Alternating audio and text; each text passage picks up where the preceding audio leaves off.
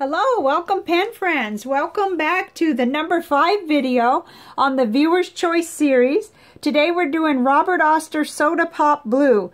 This is an amazing ink. I just love it. It's got all kinds of characteristics and really it's in that color family that I love too, that turquoise or bright blue. So let's get started. Let's start right in by putting it in the bath test to see what's going to happen to this one.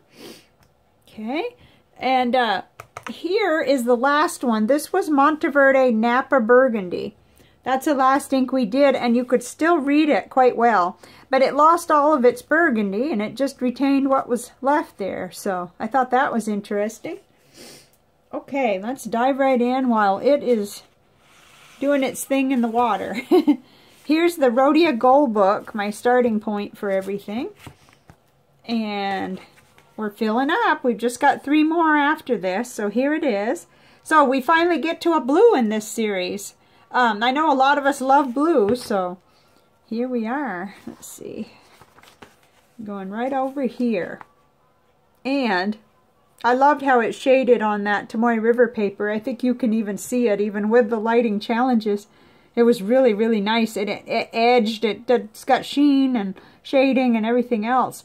I found that it was available at Anderson Pens for $1.50 for a 3 ml sample, which no matter how much we like the inks, I always recommend that if it's possible. There have been cases where it wasn't possible for me, but I think SBRE Brown was one of those. And then $17 for the 50 ml. So up here is in the broad nib, and we'll see more samples in a minute. And then down here is in the medium nib. So my first impressions, this actually is not my first time to write with it. I have had it a while, and I've had it in a Jinhao that has a fine tip to it, a nib, and so I already knew I loved it because anything that would go that well in such a fine nib, I just love it. It shades well, it's got great flow, like all of their inks really, and I just love it. Okay, I've written here I like it in a fine, medium, and broad. Perhaps even better in fine and medium. Yeah, it darkens the ink a little bit, so it gives it a little bit of a different look when it's in the medium. Not much, but a little bit. Not quite as drastic as that last one, though. Let's see here. Let's get into the Cafe Notebook with Tomoe River paper by Nanami Paper Company. And we've got it, just like always, in the broad nib on here, on this side, and the medium on this side. So, gee, I like both. In fact, there wasn't a lot of difference. Not too much, anyway. Just the line width and everything. I see quite a bit more red, but I know that's hard for you to see on the camera, but there's this red sheen that appears.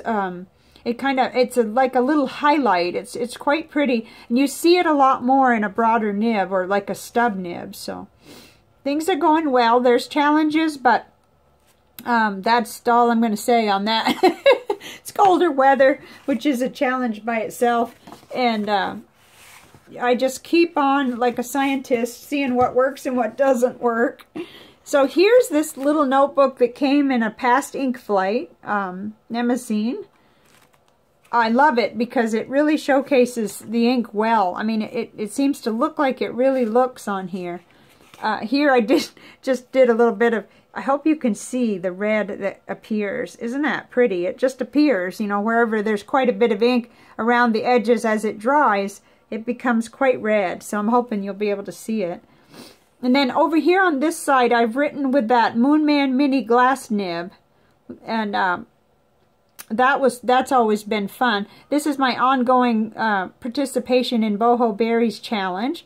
It's a year-end review, and we're looking at all kinds of prompts for it.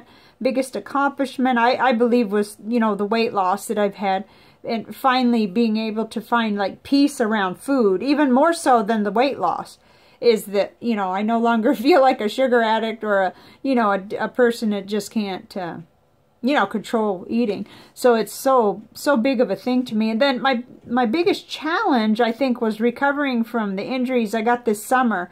both from the dog accident, and then I hurt my back really badly.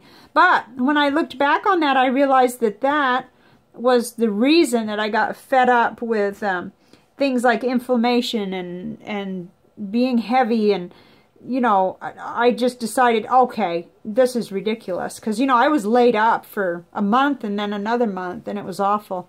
So I wanted to get strong and I wanted to get lean, and so even though it was awful that I got hurt, wow, it sure had a good result. So oops, everything's upside down here. Okay, so let's get into the paper.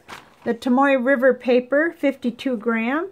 Shows it really nicely, like always. I still see some red, but it's very subtle on there, and it's hard to pick up, I think, with the camera. But I like both nibs in that. It just looks really pretty. Here is the Leuchtturm 1917 dot grid. I did that on purpose. I wanted to see how it smeared on there. I don't know why. And it certainly does make it look real kind of turquoisey, so it was real pretty. See, no bleed through. I usually, the only one I worry about is the Office Depot paper, but here's the Rhodia dot grid, and real nice on there. I didn't have any flow issues at all. It doesn't feel dry on this paper, and it didn't feel dry on Clairefontaine 90 gram either. That says a lot about the ink, and probably the nib too. So that went really well. I could enjoy writing on that paper with this ink, very much so. And then Office Depot College Ruled, say, you know, I like it. It's there. It is for you to see. Whoops, sort of. If I can get the positioning right. Nice and dark, and yet it's bright. And I favor bright inks. I think most of you that watch my videos know I like an ink that really pops with color.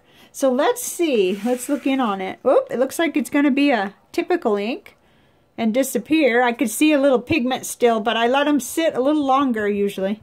Always when I'm cleaning up, I get them out, so they're all in there about the same amount of time. Let's look at a panel, and we can start with this one.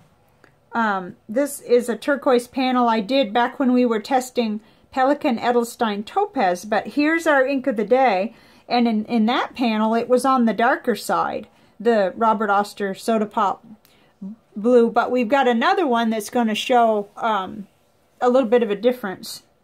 So another panel, but there it is, and it kind of falls what I would call in the mid-range of my turquoises, the ones that I have.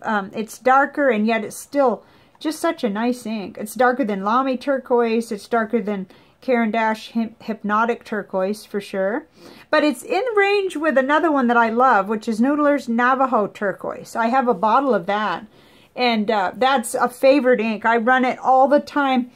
I don't think my pen has ever been without my Kaweco Blue Ice Sport there. Has never been without that ink, because I might have changed it once and I didn't even like how the pen wrote because I was so used to this ink in it. So, and there's Pilot Iroshizuku Konpeki for your for comparison there.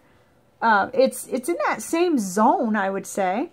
The Konpeki seems a little lighter, brighter to me. So there are those. Now, on this next panel, we're going to have to get a little creative. I might even have to use some scissors. So, I don't have the ink on here, but I have it here. So I'm going to use scissors. I meant to do this ahead of time, but nope. It's been one of those days. So let's just cut it. I'll show you what it is in a second. Okay, so now just ignore this one over here. But here's our ink of today, and this will give us a portability here to compare it. There's Monteverde Horizon Blue, which is much more of a kind of a true blue, I would say. And then there's Colorverse Supernova, which has even more red sheen, which I'm not sure if you can see. Monteverde Capri Blue in comparison. That's interesting. And then the much darker Krishna Moonview. It's darker, it's got even more red, and it's just a darker blue, that's all.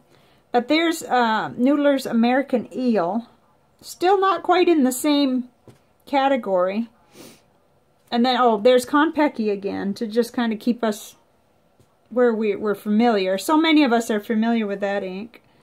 And then down here, we're talking about some much different inks. Skull and Roses, Diamine. That's just so much darker.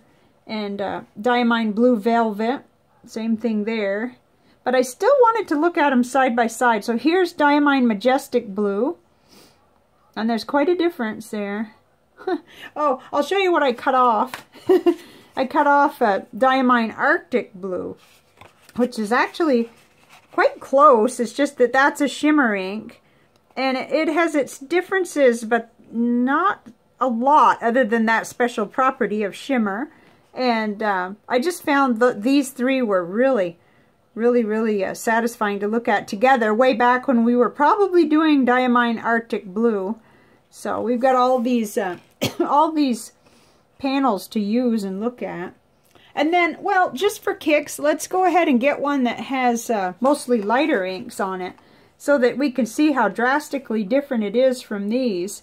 Here's Robert Oster Clearwater Rain, which is just a much lighter blue. And then there's one of my favorites, Diamine Aqua Lagoon. Just an absolute favorite ink of mine. I would hate to run out of that. I wouldn't. I would have to get more. And then there's J. Arbonne Blue Callan Q. That was in an ink flight, I remember. Robert Oster Torquay. I have my card still to tell me how to say that. Torquay. And Diatramentus Adular Blue. That's getting a little bit more in the ballpark.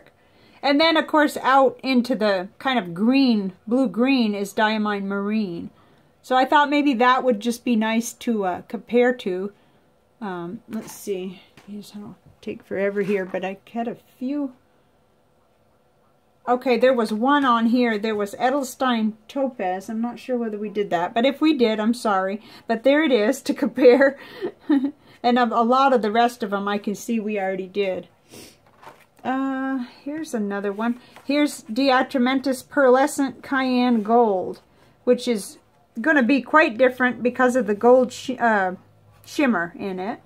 But here's Soda Pop Blue, today's ink, right beside there. And another Robert Oster Fire and Ice, which is, you could see the distinct difference there as we kind of compare them. This is kind of a blue-green. This looks a lot more like, well, more like Emerald of Chivor, but not quite. And there's Kujaku again, which it looks different on this panel. Huh, it's very interesting to me how that is, but oh dear, now I've made us dizzy, I'm sure. So let's look at what it did in the application of Nick Stewart's technique. Here we go. We got a couple things to look at. Here's the little one that I did. It went wild, and I can't really account for that. I'm not sure what happened. I distinctly remember that I thought there'd be a tree there, and there sort of is, but there's a lot of disturbance here, and I'm not sure exactly how that happened, but that's how this process works. And then here's another 2 tries at it. Something had to have happened here that I decided I'd try again, but they're very different. It looks like this was less water put down, maybe. I think I was testing out this paintbrush for putting the water down instead of the thicker one that I have, because this looks more like the one on his instruction sheet. So this is all very much, you know, still kind of me learning on the process there.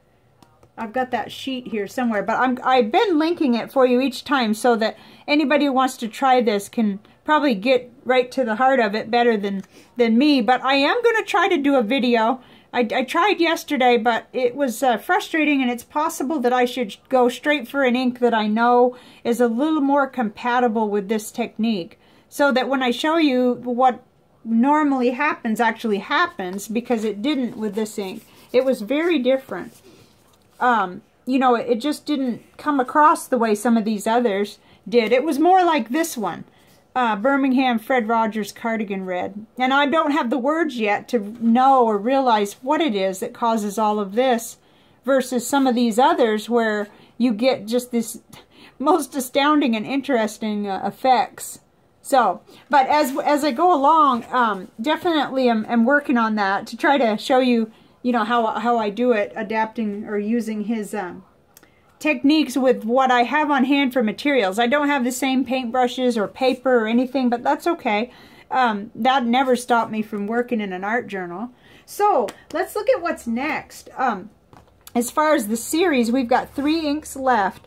So the next one is Colorverse Supernatural, a bright, bright green that we have looked at because these inks have all shown up on comparison panels, but to see it in nibs, to see it on the different papers, and to try it like that'll be new for us. So that's next.